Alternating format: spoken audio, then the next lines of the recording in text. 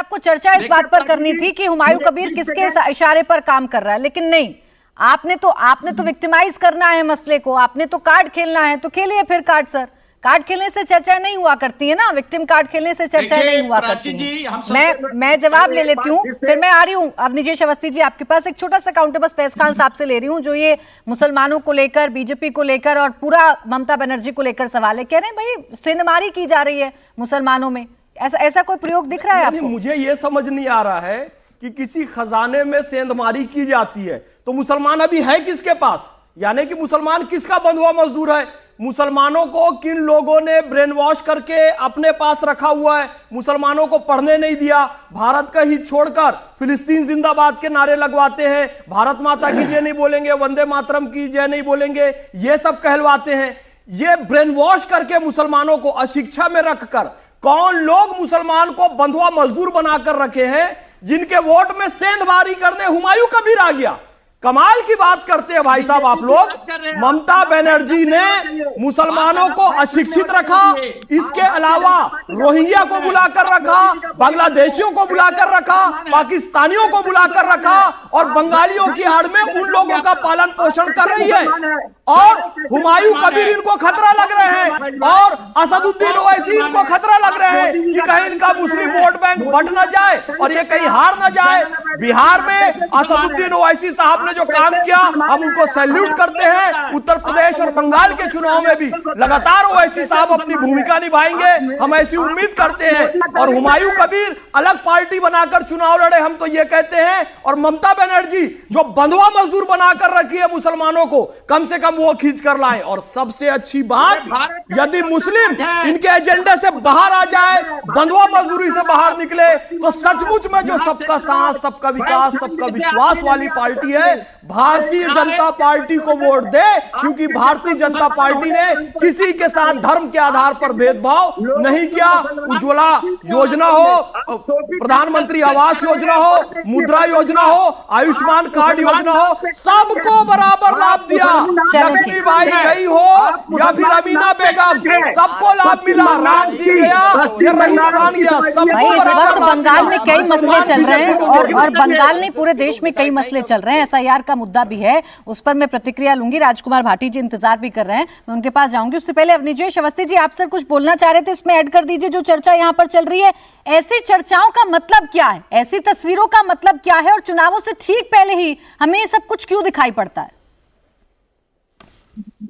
प्राची जी, चुनावों की बात तो मैं कहूं कि देश में कहीं ना कहीं चुनाव होते ही रहते हैं, पहली बात। लेकिन एक बात तो बड़ी साफ सी है ना कि पश्चिम बंगाल की टीएमसी सरकार की इच्छा के बिना वहां पर कोई राजनीतिक दल रैली नहीं कर पाता। उसको हाई कोर्ट से लेना पड़ता है, चाहे धीरेन्द्र शास्त्री हो, चाहे मोहन भागवत जी हो, चाहे अमित शाह जी हो। तमाम जो धार्मिक आयोजन है वो उसकी नहीं मिलती, अनुमति नहीं मिलती है वहां पर। तो इसकी अनुमति कैसे मिली? एक बात, अनुमति नहीं मिली, मैं ये कह रहा हूं। जो ममता बनर्जी वहां की पश्चिम बंगाल की सरकार की, देखती हूँ एसआईआर कैसे होता है, देखती हूँ ये कैसे होता है, देखती हूँ ये कैसे। एक वक्तव्य भी आपने सुना उनका कि देखती हूँ यहां पर कैसे पश्चिम बंगाल में बाबरी मस्जिद बनती है? ऐसा वक्तव्य सुना क्या? नहीं सुना ना आपने। बात बड़ी साफ सी है कि पश्चिम बंगाल में टीएमसी अपने नेता को निकाले तो वो निकालना है और बीजेपी निकाले तो वो निकालना नहीं है। ये कौन सा पैमाना लगाते हैं? पश्चिम बंगाल की सरकार ने हुमायूं कबीर को निकाला टीएमसी ने, तो कहते हैं हमने तो निकाल दिया जी, लेकिन वो बीजेपी में थे, बीजेपी से तो 6 साल पहले निकल चुके हैं। वो उनका निकालना नहीं है, वो अभी तक उनके साथ है। जो अब तक आपके साथ थे, आपकी टिकट पे इलेक्शन लड़े, जीते, सब कुछ किया, वो निकालना हो जाता है। ये राजनीति जो है ना, ये राजनीति ग्राउंड स्तर पर आप, इसीलिए जो है ना, ये थोड़े दिन की राजनीति चल सकती है, लेकिन आप किसी को, जनता को इस तरीके से बेवकूफ नहीं बना सकते। सर, एक और मसला है जो बंगाल में इसी के इर्द गिर्द घूम रहा है, वो एसआईआर का मसला है। आपने जिक्र किया दीदी का, तो एसआईआर को लेकर बड़ी मुखर नजर आ रही है पश्चिम बंगाल की मुख्यमंत्री ममता बनर्जी, और वो बड़े बड़े दावे कर रही है कि मैं एसआईआर का फॉर्म नहीं भरूंगी, एसआईआर का फॉर्म नहीं भरूंगी। और इसको लेकर बीजेपी आईटी सेल प्रमुख अमित मालवीय ने एक बड़ा दावा कर दिया। उन्होंने पोस्ट कर लिखा है कि ममता बनर्जी ने एक बार फिर लोगों को गुमराह किया। लोगों से वो कह रही हैं कि उन्होंने एसआईआर का फॉर्म नहीं भरा है, लेकिन सच ये है कि उन्होंने चुपके से आखिरी दिन अपना फॉर्म जो है वो भर दिया है, साइन कर दिया है और उसे जमा भी करवा दिया गया है। जबकि आपको ये बताती हूं कि ममता बनर्जी खुल्लम खुल्ला ये कह रही हैं कि उन्होंने कोई फॉर्म नहीं भरा, वो कोई फॉर्म भरने वाली नहीं है, उनको कोई जरूरत नहीं है बार बार ये प्रमाणिकता देने की कि वो इस देश की नागरिक हैं, वो कोई कागजात जमा नहीं करवाएंगी। क्या कह रही है ममता बनर्जी, उनका दावा क्या है, ये जरा सुनिए। শুনুন, আমি এখনো ফর্ম ফিল আপ করিনি। কেন করিনি?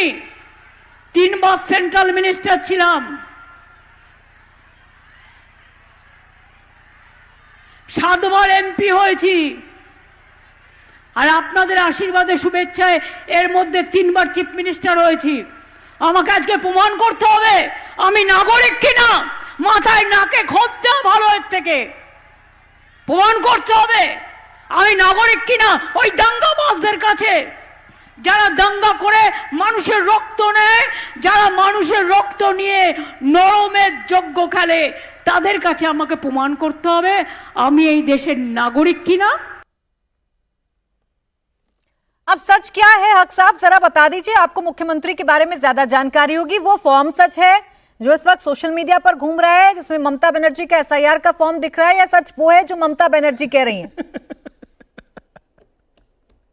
बिल्कुल नहीं, ममता बनर्जी जो कर रही है बहुत ही सही और सटीक कर रही है। उन्होंने कहा आप लोगों के बीच में 2 दिन पहले जो कहा सभा में कि हम 3 बार के समय लिए केंद्रीय मंत्री और उसके बाद में 7 बार के मेंबर ऑफ पार्लियामेंट और 3 बार के अभी मुख्यमंत्री हैं और चौथी बार आने वाले 2026 में मुख्यमंत्री रहेंगे। तो इसके लिए हमको क्या एविडेंस देना पड़ेगा?